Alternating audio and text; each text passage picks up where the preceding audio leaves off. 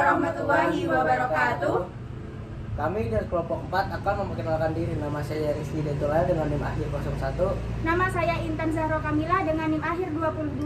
Nama saya Hikmatul Hasanah dengan NIM akhir 14. Saya Siti Muhannifah dengan NIM akhir 16. Kami akan mempresentasikan sebuah video dengan judul Fashion Science dan Akhlarum. Filsafat modern. Postmodernisme. Perkenalkan, nama saya Adriana Putri Oriza, nomor absen 1. Renaissance adalah periode kelahiran kembali budaya dan seni yang dimulai di Italia pada abad ke-14 yang menyebar ke seluruh Eropa. Hal ini ditandai dengan minat baru terhadap pembelajaran klasik dan fokus pada humanisme yang menekankan pentingnya pengalaman manusia dan individualisme.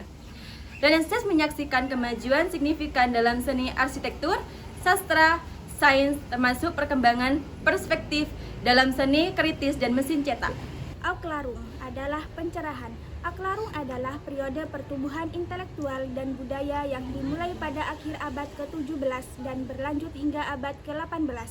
Hal ini ditandai dengan fokus pada akal, ilmu pengetahuan dan ilmu individualisme, serta penolakan terhadap otoritas dan dogma tradisional. Akhlarum menyaksikan kemajuan signifikas dalam ilmu pengetahuan, filsafat, dan teori politik, termasuk pengembangan metode ilmiah dan gagasan terhadap hak-hak alam.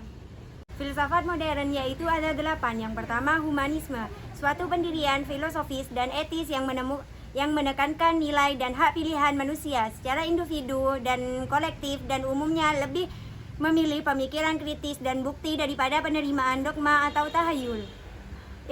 Yang kedua, Niccolo Machiavelli, yang filsuf dan penulis Italia yang terkenal karena risalah politiknya The Prince, yang menganjurkan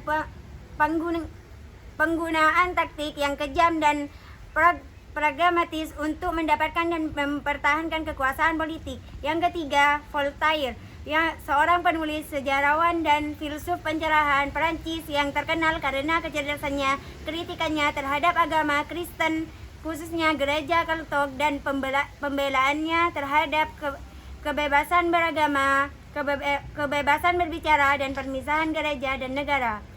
Yang keempat, Auguste Comte, positivisme, seorang filsuf Perancis yang mengembangkan filsafat positivisme yang berpendapat bahwa satu-satunya pengetahuan otentik adalah pengetahuan ilmiah, dan pengetahuan tersebut hanya dapat diperoleh melalui metode ilmiah.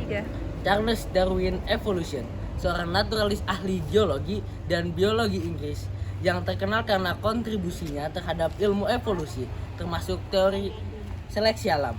Sigmund Freud, psikologi, seorang ahli saraf Austria dan pendiri psikoanalisis, metode klinis untuk mengobati psikopatologi melalui dialog antara pasien dan psikoanalisis.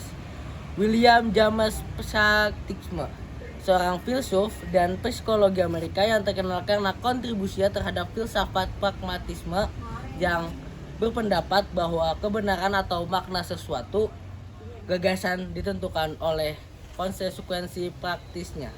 Karl Marx, materialisme, seorang filsuf, ekonom, sejarawan, sosiologi, ahli teori politik, jurnalis dan sosialis revolusioner Jerman yang mengembangkan teori materialisme, sejarah yang menyatakan bahwa kondisi material masyarakat seperti alat produksi dan distribusi menentukan struktur sosial dan politik masyarakat tersebut. Saya akan menjelaskan tentang postmodern. Nah, apa itu postmodern? Postmodern itu merupakan era di mana media massa mengatur segala aktivitas di masyarakat. Mungkin di dalam kalangan mahasiswa, mungkin postmodern ini merupakan istilah yang sangat sulit atau sulit didefinisikan. Nah, namun di dalam dunia filsafat, postmodern ini sangatlah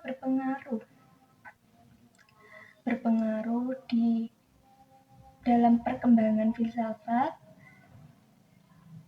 dan keberadaan filsafat di kalangan filosof. Postmodern ini seringkali digunakan untuk memayungi segala pemikiran yang berbeda dan saling berkaitan. Ada 5 karya tulisan mengenai postmodern ini. Yang pertama dari Michael Foucault, yang kedua Richard Rorty, yang ketiga Jacques Derrida, yang keempat Jean Vilar, dan yang kelima Pierre Bourdieu. Nah, saya akan menjelaskan satu persatu dari karya tulisan ini. Di dalam tulisan karya Michael Foucault ini berisikan topik yang tidak hanya bertemakan tentang sosiologi kontemporer, tetapi juga menyeluruh ke dalam kehidupan sehari-hari. Postmodern menurut Michael Foucault adalah sebuah pendekatan kepada masyarakat kontemporer yang berbeda dari struktur sebelumnya. Menurut Richard Rorty, pada era modern epistemologi, pusat inti filsafat yaitu fondasionalisme. Nah, fondasionalisme ini adalah tawarannya sebagai pragmatisme alternatif pemikiran di masa depan. Yang ketiga dari Jacques Derrida. Jacques Derrida ini menyatakan bahwa interpretasi itu sangat memungkinkan untuk terjadinya perbedaan antara penerima tanda dan pemberi tanda. Yang keempat dari Jean Vilar. Jean Vilar ini mengajukan bahwa adanya periodisasi perubahan masyarakat di kalangan masyarakat primitif, masyarakat hierarkis, dan massa. Yang kelima, Pierre Bourdieu. Nah, menurut pemikirannya ada 5 postmodern ini. Yang pertama, habitat dan lingkungan. Yang kedua, kapital. Yang ketiga, arena. Yang keempat, distingsi. Yang kelima, homo academicus. Sekian dari video presentasi dari kelompok kami. Ini sepatu bukan sembarang sepatu. Ini sepatu kerasa kayak batu. Assalamualaikum warahmatullahi wabarakatuh.